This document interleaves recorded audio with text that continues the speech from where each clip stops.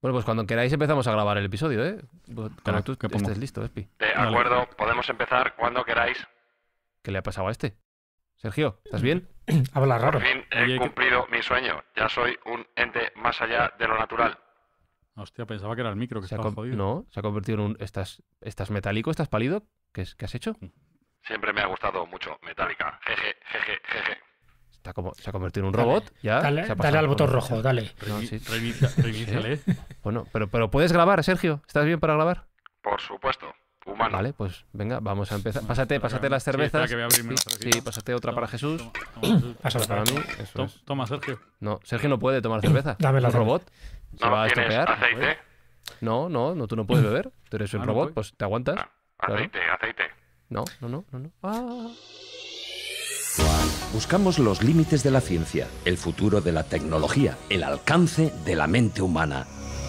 Esto es Mindfacts. Bienvenidos a Mindfacts, donde cada semana buscamos los límites de la ciencia, de la tecnología, de qué puede y de qué no puede hacer un robot. Ah, Sergio, ¿te aguantas? ¿No hay cervecita? Ah. Bueno, ya me he vuelto humano para solo coger vale, la entonces cerveza. ahora sí, dale una cerveza. La cerveza lo cura todo. La cerveza. Jesús Callejo, ¿cómo estás? Pues bien, a punto de bailar el Robocop. Alberto Espinosa, ¿qué tal andamos? Con el cruzadito, mira. Ay. Y Sergio Cordero, ya en su forma humana, ¿qué tal?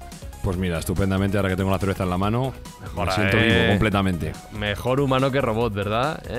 Ahora sí. Para los humanos y robots que escucháis Mindfacts cada semana, os recordamos que este programa tiene una buena acción en mente que vamos desarrollando poquito a poco durante nuestra temporada. Sergio. Sí, en estos días, gracias al laboratorio Soavinex y a la farmacia de Parque Sur, hemos sido depositarios de 5 cajas de material pediátrico completos para aquellas mamás que lo necesitan para sus niños. Y dicho y recordado todo esto, arrancamos Mindfacts. Hoy hablamos de robotitos.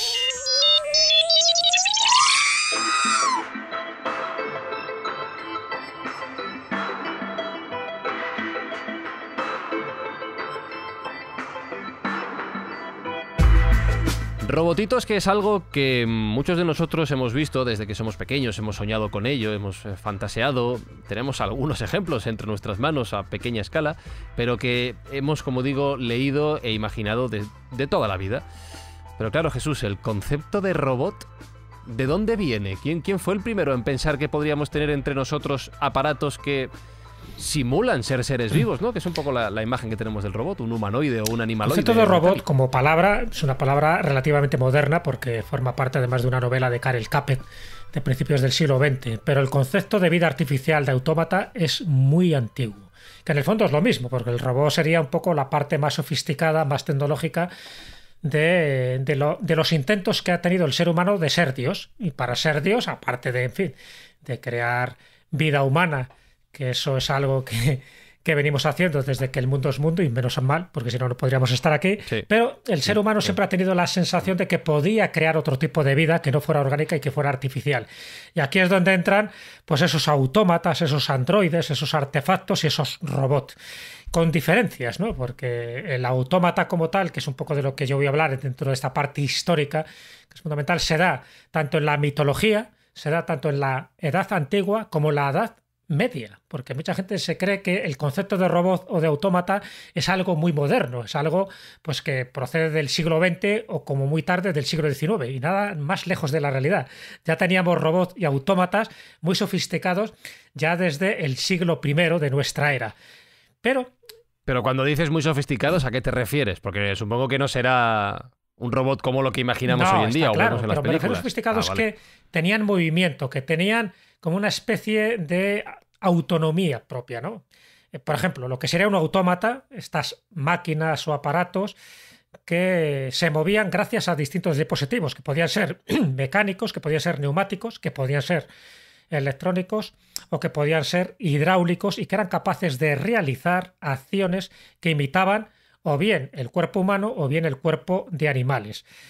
En el fondo ya te digo que es un poco esa sensación de crear vida. Y esa vida artificial, un poco la finalidad cuál era, porque dice, bueno, ¿para qué lo creas, no? Y estoy hablando un poco del pasado, ¿eh? Luego ya Sergio nos contará ejemplos mucho más recientes, pero la finalidad en el pasado era, fíjate, tenían una finalidad muy religiosa, muy mística, ya que era crear un ambiente mágico en los templos sagrados, y luego si eso pondré algún ejemplo. La finalidad era tener criados, sirvientes, pero autómatas, o juguetes para niños, pero que tenían, ya te digo, un movimiento propio basándose, ya te digo, en la mecánica, en la neumática o en la hidráulica. Y lo interesante de todo esto son los materiales que se utilizaban. Los materiales podían ser o bien orgánicos, y esto es una variante muy interesante porque no serían realmente autómatas o robots. Cuando me refiero a orgánicos es que están construidos de una materia orgánica. Por ejemplo, pájaros de barro que, por ejemplo, aparecen en los evangelios apócrifos. Aparecen donde Jesús hacía con el barro, creaban unos pájaros que luego tenían vida, ¿no? Estoy hablando siempre desde ese aspecto. Ajá. El golem, el famoso golem de Praga, ¿no?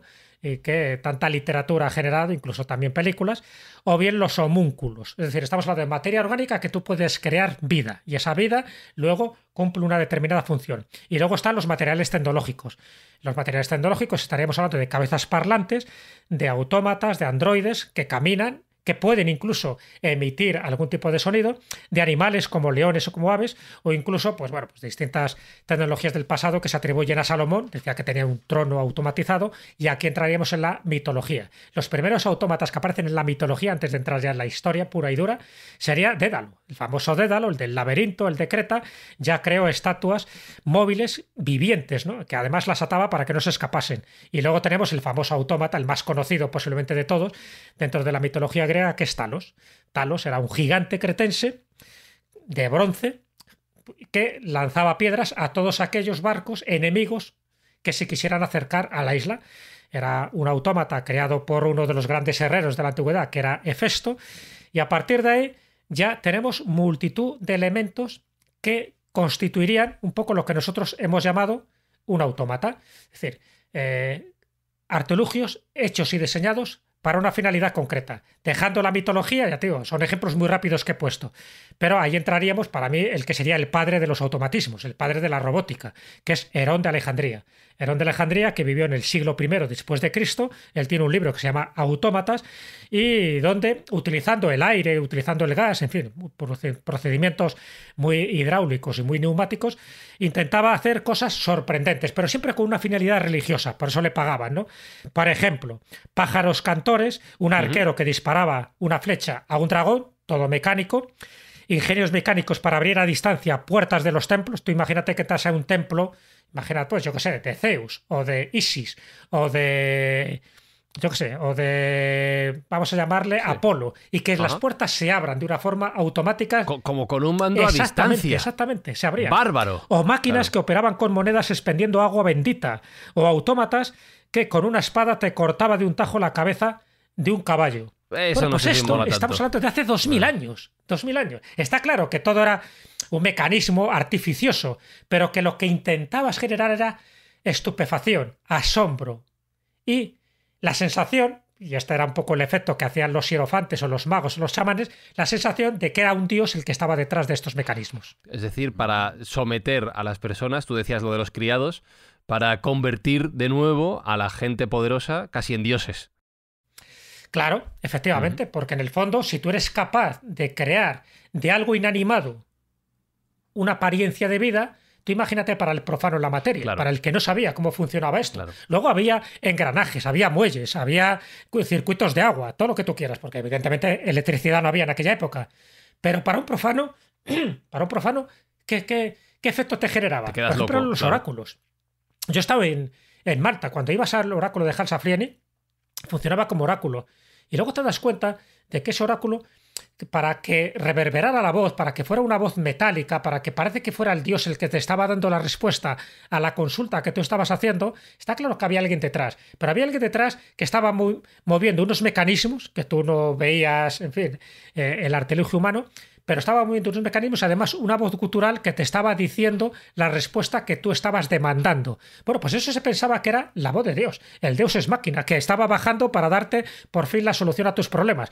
Luego eso tenía un coste. Tú dabas un óvulo, tú dabas una determinada retribución por aquello que te habían concedido. Pero todo ese artilugio de humo, de música, de reverberación, de luces y tal, pues estaba generado un poco por este tipo de automatismo. Si encima veías a alguien que caminaba, o lo que hizo ya Leonardo da Vinci posteriormente, un león que rugía, que caminaba, que se abría el pecho, que sacaba una flor de lis, pues imagínate, pero claro, pero estamos hablando del siglo XVI. Claro. Pero es que de lo que te estoy hablando, estamos hablando de hace 2000 años y de cosas que eran increíbles y que lo cuenta Estrabón, o que lo cuenta Polibio, o que lo cuenta pues Aquitas de Tarento. Es decir, que hay muchísimos historiadores que ya te están hablando que este tipo de robótica, a este nivel me refiero, este tipo de robótica no es nada nuevo, que existía. Pero claro, hay amigos, entra la Edad Media, entra el cristianismo, ¿y qué ocurre con esta robótica, con este tipo de mecanismos automáticos, es decir, de mecánica, que se considera que es contra natura, efectivamente, que es un arte diabólico? Y por eso no nos ha llegado nada de la Edad Media, porque todo se ha destruido o todo se ha escondido, lo que no quiere decir que no existiera. Claro. Por ejemplo, y eso lo conoce bien Sergio, El hombre de palo de Juan el Oturriano. Por allí, por Toledo, os podéis dar una buena vuelta, que ya lo hemos hecho, ya os contaremos algún día para qué, y ver la calle del hombre de palo y todo la historia que hay detrás. Pero si nos venimos más hacia el siglo XX, después de estas épocas más oscuras que ha mencionado Jesús, de negacionismo con todo esto, Sergio, ¿cuándo podemos empezar a hablar del concepto actual que tenemos del robot? ¿Cuándo nace esta idea y este propósito? Solo hacer dos aportes a lo que también, como siempre, ha explicado Jesús, y es que etimológicamente, como bien ha dicho él, es una palabra checa de donde viene robot, que es robota si no recuerdo mal, pero hay algunos lingüistas que lo llevan un poco más allá y lo hacen depender del vocablo latino laboro, y de ahí podría venir robot. Bueno, pues podría ser un enlace con el latín, al final esclavo, siervo, ¿no? Que es lo que vienen a ser los robots, básicamente, gente que nos viene a servir. Jesús decía que no han quedado muchas muestras de aquellos experimentos que se hicieron en la Edad Media. Luego yo comentaré que algunas sí ha quedado, pero fuera de nuestro alcance, o no en nuestro entorno, pero algunas sí que ha quedado y todavía se puede ver. Básicamente la creación del robot moderno nos lleva a uno de mis sitios favoritos. Yo, de hecho, pensaba que la palabra robot sería japonesa. Más. No, es checa. Pues no lo es. Sorpresa, no lo es. Es checa, sí. Pero si pensamos en robótica y en robots, Japón es el líder absoluto. La mitad de los robots del mundo se hacen y se producen en Japón y se utilizan en Japón. La mitad de los ingenieros de robótica están también en Japón, que se supone que son unos 5.000. Incluso los japoneses tienen un trasfondo, digamos, de cariño hacia los robots, porque hay una sensibilidad animista. Los japoneses son capaces de rezar a los dioses del agua o de cualquier otra cosa, y cuando ven un robot se pueden ver reflejado un espíritu dentro, con lo cual le tienen un cariño especial. Si a eso le sumamos que los japoneses tienen un problema poblacional importante y que necesitan mano de obra urgente, pues se dan una sopa primordial perfecta para que la robótica florezca en Japón. Y así es. Si vas por Japón, pues vas a poder ver robots en muchísimos ámbitos, en centros comerciales, en tiendas. Pues están muy integrados en el día a día, incluso en hoteles, restaurantes, etcétera. Están bastante integrados en el día a día. Y si volvemos al origen del asunto, en el siglo XVII los propios japoneses tenían una especie de muñecas mecánicas que se llamaban karakuri ningyo, que todavía queda alguna muestra, y si lo buscáis en YouTube y pondremos el enlace, es bastante interesante porque eran bastante sofisticados. Al final eran unas muñecas mecánicas con una serie de resortes y de articulaciones que eran capaces de servir el té, o eran capaces de escribir, teniendo en cuenta lo difícil que es los ideogramas japoneses, eran capaces de escribir con papel y pincel y tinta china, y eran bastante avanzados. Lo que hemos podido ver, lo que ha podido quedar, y las recreaciones también que se han hecho son bastante impresionantes. Sin embargo, el primer robot moderno como tal también se cifra en Japón, y sería en los años 20 una máquina llamada Gake Tensoku, que viene a traducirse como el que aprende de las leyes de la naturaleza. Y fue creado por Makoto Nishimura en 1928. Este señor Nishimura era alguien muy interesante porque no obstante le llamaban el Edison japonés, y cuenta con muchísimos inventos a sus espaldas. De hecho, creó la empresa, o es el padre de la empresa Toshiba, que a todos nos suena. Fue uno de los fundadores que creó esa empresa, aunque luego ha ido teniendo otros nombres a lo largo del tiempo. Y es curioso decir que este robot, Gaku Tensoku, tenía se tenía previsto hacerlo como un robot que tuviera sentimientos, que fuera amable. Y de hecho, si ves las imágenes, que todavía se pueden ver y los vídeos, se hizo una exposición con él. Es como muy, muy agradable, tiene una cara como muy sonriente y está muy lejos de ser un robot dañino o un robot antipático, todo lo contrario. Es verdad que estaba muy, muy limitado y apenas podía hacer 3 movimientos, pero en aquel momento, sin duda, estamos hablando de 1928, pues fue una revolución y agolpó a un montón de personas que fueron a ver ese avance, que además significaba que Japón como industria y como país pues estaba ya codeándose con las primeras potencias mundiales. No olvidemos que esto es una técnica, o era una técnica muy avanzada y lo es hoy en día. Y como digo, en Japón todavía encontramos infinitas muestras de robótica. Quizá una de las más señaladas y que quiero poner encima de la mesa, porque yo le conocí en persona, es Asimo, que es el... ¿Cómo conociste en persona a Asimo? Sí. ¿Te presentaste al señor Asimo? Estuve en el Miraikan, que es el Museo del Futuro que está en Tokio, y allí tuve la suerte de poder estar en el mismo escenario que estuvo él, viéndole cómo caminaba, cómo bailaba, cómo saltaba y cómo en perfecto japonés expresaba todas sus chistes, todas sus chanzas y cómo interactuaba con la audiencia, de la cual yo, por supuesto, no entendía absolutamente nada, porque si me sacas de cerveza y baño, no sé decir nada en japonés.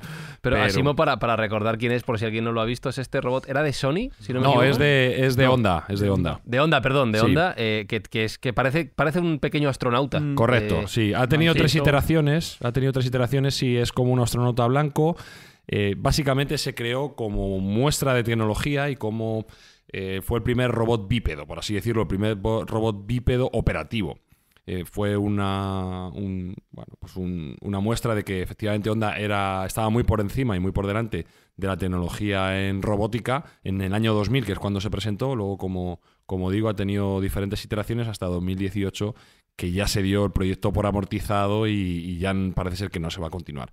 Pero es muy, muy, muy, muy impresionante, porque además es muy cute, es muy, como dicen los japoneses, muy kawaii, ¿no? Es kawaii. Muy mono, muy adorable. Sí, muy mono, efectivamente. Te da mucha empatía. Es un robot que luego comentaremos está muy lejos del Valle Inquietante o de dar repelús, ¿no? Es todo lo contrario. Dan ganas de abrazarle y de hacerte amigo suyo, que es un poco lo que los japoneses buscan en la robótica. Buscan compañía, buscan que sean agradables, que sean serviles, y que puedan, en la medida de lo posible, acompañarles en esa soledad que muchas veces su sociedad crea.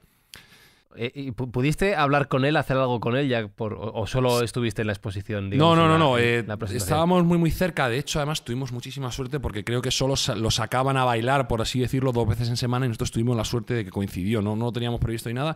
Y estando allí, el Miraikan, que es el Museo del Futuro, que es absolutamente recomendable, que está en Odaiba, en Tokio, pues una de sus grandes atracciones es ver a Asimo andar, caminar, bailar, etcétera, y tuvimos la suerte de estar compartiendo, pues lo tuve a 3 metros aproximadamente.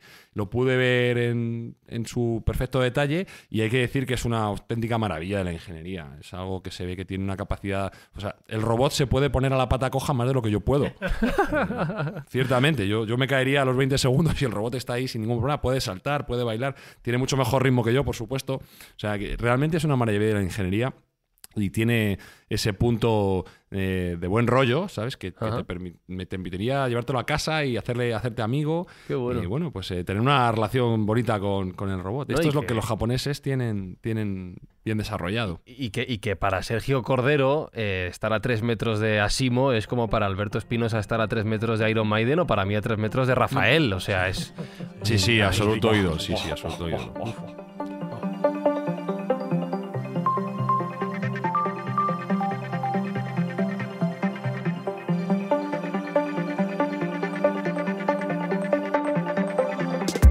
Has introducido un punto que me parece interesante por hablar también de todo esto del debate ético. Hablabas del animismo y hablabas de cómo los japoneses, entre comillas, consideran, no voy a decir humano, pero casi a todos estos tipos de artilugios, como Asimo ha sido creado para ser mono. Todos hemos visto los vídeos en internet de los robots de Boston Dynamics, que tienen forma de animales, una especie de perro robótico grande. Eso sí, dan cosica, pero no sé si te ha pasado, Espi, ¿tú has visto los vídeos en los cuales ponen a prueba su equilibrio y les dan patadas mientras caminan? Sí, es muy loco, y tú no te has sentido mal diciendo, oye, pero menos... Sí. Claro. No le No le pegues, no le pegues como pegues. si fuera un perro, pero es un... Sí, porque parece un perro. Es un perro raro porque no Sí. tiene cabeza. Pero claro, sí, da no penita, deberíamos penita. sentir penita. Se la por- puedes poner en la cabeza, es un extra. Se También. la puedes poner, luego comentamos. Ya. Pero ya. no deberíamos tener ese sentimiento de pena porque le den patadas. Parece que va a hacer. ¡Claro! Así, ¡Claro! ¿sabes? Claro. Esto es una cosa un poco chunga, Sergio. Bueno, desde luego que nosotros tendemos a interpretar que esos robots se correlacionan con los animales o con las personas que simbolizan. En realidad, al perro le están pegando para que mejore. Le pegan paliza para que vaya progresando y para que sepa cómo caminar y que esté preparado para su labor. Boston Dynamics es una compañía muy interesante. Es sin duda una de las compañías punteras. Ahora nos cambiamos de continente, nos vamos a Estados Unidos, a Boston. Aunque está muy cerca, si no ha sido adquirida por Hyundai, estaba muy cerca de irse a Corea a cambiar su sede social. Hay que recordar que fue una parte de Google también, estuvo comprada por Google en su momento y ha creado algunos de los robots más interesantes con forma de animales que hoy en día pues se pueden ver porque son muy prácticos. De hecho, su primer robot comercial está ya a la venta, se llama Spot y es este perro que todo el mundo puede buscar en internet y que bueno, es un cuadrúpedo que tiene esa forma de caminar que parece un perro y que se utiliza fundamentalmente para exploración, aunque ahora vamos a comentar también que hay otros usos distintos. Fundamentalmente su labor es una labor exploratoria, porque tiene una capacidad mecánica muy buena, puede caminar por lugares que no son de fácil acceso para un humano, por ejemplo, campos de minas, por ejemplo, se ha utilizado en Fukushima, allá donde hay problemática para llegar, por ejemplo, ahora se está utilizando para tratar a pacientes de coronavirus, le ponen un topping encima, un add-on, que es esa cabeza que es un tablet al final, y hay un doctor que está detrás, el doctor controla al perro y a Spot y puede entrevistarse con tantos pacientes de coronavirus como consideres sin correr ningún riesgo. Ojo, lo que no sé si Con lo tú cual- estás en la cama del hospital y te viene un perro, además de esa altura, que es enorme, con la cara de un doctor, a lo mejor ya piensas que estás llegando al final por pura alucinación. Sí. Puede ser, pero hay que ver que será más seguro para ti y más seguro para el Seguro, doctor, sobre seguro, todo. Con lo sí. cual, bueno, además, como curiosidad de este robot, le enseñó Google a caminar y no le enseñó programando. Le enseñó Google a caminar poniéndole vídeos de perros. ¿Cómo? Sí. Le alimentaron con cientos de miles de horas de vídeos de perros, de cómo caminan, de cómo se mueven, de cómo saltan, de cómo trepan. Y por inteligencia artificial el robot fue capaz de aprender de esos vídeos. No se ha hecho un código específico para saber cómo tiene que andar, sino que ha aprendido a andar viendo a otros perros andar naturalmente. Pero entonces podría aprender otro tipo de cosas por el mismo Por método. supuesto. De hecho... O sea, está preparado para aprender, no le enseñan a hacer las cosas. Bueno, entre estamos comillas. hablando Bueno, en la parte mecánica de Física, moverse, mecánica, sí, pero por sí. supuesto la inteligencia artificial, y ya hablaremos y tendremos un capítulo que hable largo y tendido de ello, pues nos permite hacer estas maravillas. Ya no tenemos que crear un programa específico para ver cómo andar, sino que podemos alimentar con lo que queremos que ese robot haga, o esa inteligencia artificial haga. que, por ejemplo, si le ponen vídeos del batería de Brian tocando la batería, le ponen los dos palitos con las manitas y ahora te hace mismo solo. cuando puedas, te abres un YouTube y busca Compressor Head, que es una banda de heavy metal compuesta por robots y tocan Ace of Spades de Motorhead, que da gusto verlo. ¿Qué me estás diciendo, tío? Sí. Compressor Head se llama. Eso... Metal, ¿no? esto sí que es metal de verdad. Eso no sé si habla muy bien de Motorhead o no, Espi. A lo mejor... pero Jesús, ya que hablabas de lo de crear vida y de ser dioses, esto es lo más parecido que hemos llegado a crear un bebé artificial, algo que es capaz de aprender viendo y imitando Pero que tocan Led Zeppelin, lo que tocan tiene a su Led Zeppelin alrededor. también. ¿Pero qué dices? Hombre, claro. Es que tiene de aquí todo. estamos añadiendo una variante ya. Ya no son robots mecánicos que hacen una determinada función para la que están programados. Es que además tienen inteligencia artificial. Quiere decir que ellos mismos van aprendiendo de forma paulatina a medida que van viendo otro tipo de estímulos, ¿no? Estímulos, evidentemente, enfocados para su propio aprendizaje y que está dentro de su software. Pero es que es una inteligencia artificial. Es que hasta ese momento lo que había eran robots o autómatas. Es decir, cumplían unas funciones, a veces espectaculares, pero que que no hacían más que lo que hacían, como era un ajedrecista, por ejemplo. Fíjate que un ajedrecista tiene recogidas todas las variantes, todas las salidas posibles y todos los jaques que te pueden dar, pero lo tiene como un programa, tiene todas las opciones, si tú mueves un peón, sabe lo que mueve, pero no tiene una inteligencia artificial que vaya aprendiendo, salvo los ajedrecistas actuales que hay con esa inteligencia artificial. Por eso digo que esto da un giro total, porque hasta el momento ha habido dos cosas muy fundamentales. Fíjate que ahora Sergio está hablando de Japón como el país puntero y pionero en este tipo de artilugios, pero en el siglo XVIII y parte del XIX, el país puntero en estos automatismos era Francia. O sea, es lo sorprendente que Francia se haya quedado ahí. Es decir, los autómatas que nos han llegado hasta ahora no son los de la Edad Media, como os decía, salvo algún caso excepcional como el gallo de Estrasburgo, pero porque eran autómatas de relojes, ¿sabes? Pero no autómatas de cabezas parlantes o de personajes que pudieran caminar por sí solos o hicieran genuflexiones, como hacía el hombre de palo. Lo que nos ha llegado hasta ahora todo es del siglo XVIII, pero lo que nos ha llegado del siglo XVIII, que son autómatas de Jacques de Vaucanson, que era un genio absoluto, ¿no? O de Pierre-Jacques Druot, que era también otro genio porque te hacía pianistas o dibujantes o escritores que escribían texto, pero era un programa que ya tenían diseñado y no escribían más de lo que tú les habías diseñado, programado. ¿Qué ocurre? Bueno, incluso, fíjate, el de Jacques de Vaucanson, que aquí en España es poco conocido, pero en Francia es un ídolo del siglo XVIII, hizo un pato mecánico que, atentos lo que hacía, que ahora nos parece incluso sorprendente, y estamos hablando de hace más de 2 siglos. Hacía la digestión, comía, bebía agua, alargaba el cuello, chapoteaba, graznaba y evacuaba los alimentos. Ya hace más que yo muchos domingos.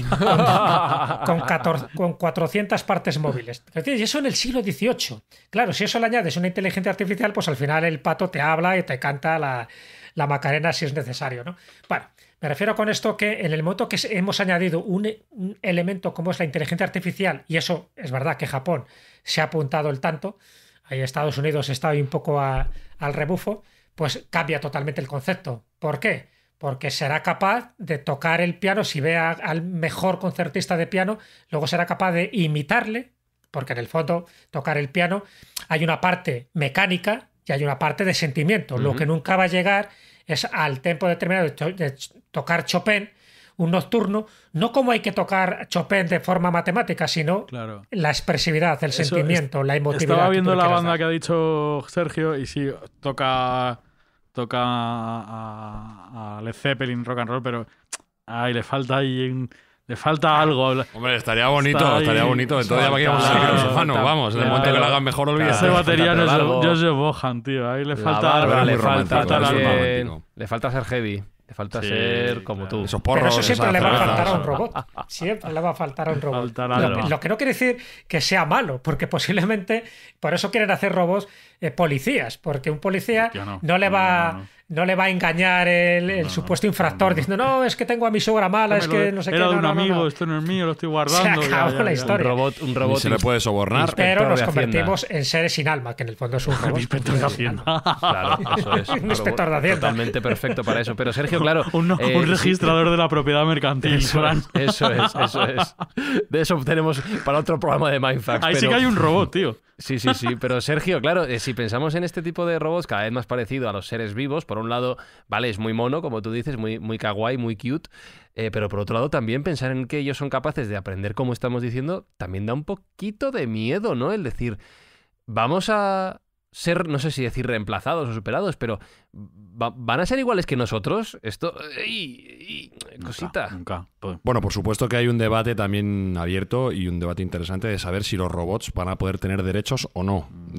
Si en algún momento se les va a tratar como más allá de cosas que son. Recordemos que en la historia de la humanidad se ha pasado de tratar a ciertas personas como no personas, de no personas a personas. Que esto no es tan extraño. Entonces, un movimiento parecido se podría dar en los robots. Para mí es importante que los robots no den repelús. Y dar repelús se ha llegado a la conclusión de que cuando los robots se parecen demasiado a las personas, cuando tienen una imagen que intenta imitar demasiado a una persona, se cae lo que se llama el valle inquietante, el uncanny valley que se llama en inglés. Y es una reacción física que tenemos de repulsión cuando vemos un robot que es demasiado parecido a nosotros. Por eso los japoneses intentan disfrazarlo como de cositas, como de moñacos. Este señor ¿sabes? que tiene, es que no sé cómo se llama, que es japonés, que tiene uno que es igual que él, que se lo pone al Sí. lado. O sea, se da cosa con Y da repelús, cosota ¿no? ese, ¿no? Pues O sea, eso es el valle inquietante. hace Está así. sufriendo el valle inquietante. Con lo cual, yo creo que una muy buena tendencia es que no se parezcan a los humanos, que sí se parezcan a muñecos, a Astrobot, que a mí me parece chulísimo el japonés, que es uno de los robots pioneros dentro de la cultura pop de Osamu Tezuka. Y bueno, que no tengamos que intentar imitar la naturaleza. Como Los robots Baymax. precisamente vienen a hacer otras cosas distintas. Sí, un Doraemon. Doraemon, el Baymax, robot perfecto, sí. ¿sabes? ¿Quién Pero va a hay pegar una una excepción patada a como eso. al perro en Doraemon? Sergio, está muy bien eso, que no se parezca mucho a un ser humano para que no empatices, salvo una excepción. Aquellos robots que están diseñados exclusivamente para el placer sexual. Cuanto por más se supuesto. parezca al humano, mucho mejor. Se llaman Gino, Por ¿cómo supuesto, se llaman esos por supuesto. Gino androides o algo así, no? Androides y ginoides, Sí. pero vamos, es verdad que hay una industria muy creciente y muy floreciente que también comentamos en nuestro episodio de perversiones sexuales y de sexo el futuro. acerca del futuro. Sí. Fue un programa pero muy sí, profundo. tiene Jesús razón, efectivamente. Tiene Jesús razón en que esa es una de las pocas excepciones en el cual cuanto más se parezca al humano, mejor. Pero si ves a día de hoy, los esfuerzos todavía quedan cortos y aún no somos capaces de demostrar ese cariño, ¿no? Entonces, bueno, esta ruptura del valle inquietante, pues es algo que todavía está pendiente. No sé si con la perfección absoluta se podrá concretar y se podrá sobrepasar este valle inquietante cuando sean exactamente indistinguibles de los humanos, lo cual tampoco convendría, porque yo creo que siempre es interesante saber con quién interactúas. Pero bueno, es un formato que queda ahí y que está por ver cómo va a evolucionar. ¿Y hacia dónde va el futuro de la robótica? Porque lo que está claro es que ya en nuestro día a día estamos acostumbrándonos a convivir con diferentes tipos de robots, pero eso va a ser una realidad cada vez más habitual en nuestra sociedad. Pues mira, el futuro está tendiendo en dos ámbitos bien diferenciados. En uno que es muy interesante, que es el llamado la robótica blanda. La robótica blanda es aquella rama de la robótica que está intentando utilizar nuevos tejidos, muchas veces orgánicos, otras veces que son copiados de la naturaleza, por ejemplo, intentando copiar las propiedades de un pulpo, de una anémona, algo que pueda introducir, de una serpiente, algo que se pueda introducir, que pueda reptar, que pueda introducirse dentro del cuerpo humano y evitar ciertos órganos, que no sea recto, puntiagudo y duro, ¿vale? La robótica está evolucionando bastante por ahí. De hecho, si alguno busca, hay una charla TED de una divulgadora italiana, de la cual no recuerdo el nombre, pero es altamente interesante, en el cual introducen como una especie de jeringuilla que es capaz de evitar aquellos órganos que no quiere dañar y atacar directamente un cáncer, un tumor maligno, y sin tener que abrir. Y sería como una endoscopia, pero mucho más avanzada. Por ahí van los tiros en cuanto a robótica blanda. Y por último, querría reseñar también lo que se llaman xenobots. Los xenobots son robots que están realizados con células, que se agrupan células para hacer robots celulares y que tengan utilidad en determinados organismos y en determinadas zonas donde no se puede llegar con algo físico y duro. A lo mejor estamos hablando de múltiples robots que tuvieran un tejido, por ejemplo, para cubrir una herida. Imagínense una herida de una quemadura. Bueno, pues se podría aplicar un robot xenobot que estuviese hecho por células curativas, aplicarla sobre ese daño para que correctamente programado ayudase a la recuperación y a curar esa quemadura. Entran dentro del Es uno de género los usos que se está intentando de los dar. nanobots, ¿no? Sí, Un poco por ese rollo. son nanobots, pero a su vez son hechos con células vivas, o sea que tiene esa doble función. Entonces, bueno, es una rama de la robótica muy interesante, incipiente absolutamente. Todavía estamos hablando de los inicios de esta ciencia o de esta rama de la ciencia, pero que bueno, que tiene un futuro muy prometedor. Y si hacemos un fast forward a lo que puede ser el futuro, sí, yo comentaba que podríamos llegar a ver robots también que fueran biológicos indistinguibles de los humanos, tal y como se muestra en la mejor película de ciencia ficción de todos los tiempos para mí, que es Blade Runner, con su secuela, Blade Runner 2049, donde, bueno, pues al final los replicantes no dejan de ser robots, o están programados como robots, o están programados para ser ayuda, para ayudar y los llevan a las colonias a trabajar como esclavos, pero ciertamente están formados por ADN humano. Entonces son indistinguibles de los humanos, more human than human. Ya son cyborgs, ¿no? Sí. No, porque ellos no tienen una parte mecánica, no son cyborgs. Un cyborg sería Terminator. Claro, porque es metálico. Realmente esqueleto metálico sobre tejido. Pero los cyborgs tienen una parte orgánica y una parte mecánica, ¿no? No, pero por lo menos en Blade Runner no son biológicos puros. Son biológicos, efectivamente. Un cyborg sería un Terminator. Terminator, por ejemplo, Terminator 2, Arnold Schwarzenegger sería un cyborg. Un replicante, un Nexus 9, sería biológicamente puro, como un ser humano. Lo único que en la primera, vale. En la primera parte, digamos, en la primera película, la película original, tenían una fecha de caducidad y por eso se rebelaban. Bueno, no espero que nadie haya visto Blade Runner. El que no lo haya visto, que deje de escuchar esto y cualquier otra cosa. ¿Sabes quién no lo ha visto? ¿Sabes quién no lo ha visto? Te digo no que voy no a contestar a esa pregunta. Te digo que no lo ha visto mi abogado. No voy a acabar nuestra ninguna. Señores, este fue el fin de Mindfast por vergüenza no ajena del señor de gafas. Qué vergüenza. Lo único que se les distingue de los humanos es que les aplican el test Voight-Kampff y no lo pueden pasar porque realmente no tienen sentimientos, entonces no reaccionan de una manera natural a estímulos salvajes, no quiero hacer spoiler, pero ni siquiera todo. El caso es que la película habla de esa dicotomía de cómo podemos hacer robots, como dice el eslogan de la Tyrell Corporation, más humanos que los humanos. Pero ¿y tú crees que ese escenario llegan a ser más humanos que los humanos? Tienen mejores sentimientos. Una cosa, no sé si lo habéis visto. ¿Habéis visto el delfín? Es que me estoy acordando que lo vi el otro día. Bueno, pues buscad delfín robot y flipad. Solo os digo. Es que eso iba a preguntarte, Sergio. ¿Tú crees que ese escenario será factible en el futuro? El de que no seamos capaces de distinguir a los humanos de los robots porque sean demasiado parecidos a nosotros. La lógica tiende a hacer pensar que sí, pero es posible que entre todos nosotros lleguemos a consensos éticos y morales en los cuales desechemos esa opción. Pero la tecnología actual y la querencia por perfeccionar cada vez más las máquinas y todo nuestro entorno hace pensar que sí, que van a ser indistinguibles de los humanos realmente. Si ves las muñecas sexuales estas japonesas, hostia, no son robots, son lo que iría por fuera de un robot y ojo, eso se parece mucho. Por suerte todavía no he tenido que tirar del catálogo. Claro, evidentemente. Pero que viendo sí eso parece ser que está muy bien que hecha, la textura de la piel, el color que tiene, o sea, es que no sé, son muy parecidos. Muy parecidos. Que cada vez hay mejor material en ese ámbito. Pero yo tengo la sensación de que siempre se van a distinguir por alguna cualidad, una mirada, por ejemplo, una forma de expresarse, algo que los va a distinguir. Va a ser muy difícil que sean auténticos clones. Otra cosa es que lleguemos a clones robotizados, que es distinto, que eso es otra variante de la que hemos hablado, que es crear un clon de un ser humano donde tú le mejores con una serie de mecanismos de inteligencia artificial, que en el fondo no sabes si es un androide, si es un cyborg, si es un replicante o qué, pero sería un clon de un ser humano como tal, es decir, con una materia orgánica y un ADN y un genoma determinado, con unos determinados componentes electrónicos, mecánicos o de inteligencia artificial. Ahí será más complicado, pero si no, yo creo que siempre, como las películas, siempre va a haber una mirada, siempre va a haber un tipo de piel, una tonalidad, un gesto, un apretón de manos que le vas a distinguir perfectamente. Bueno, yo solo me queda una cosa que decir. Si alguien no ha visto Blade Runner o Blade Runner 2049, que deje su mensaje de apoyo en Twitter, @mindfax_, en los comentarios del podcast en tu plataforma favorita.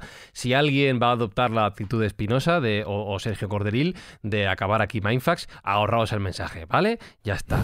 Terminamos el programa.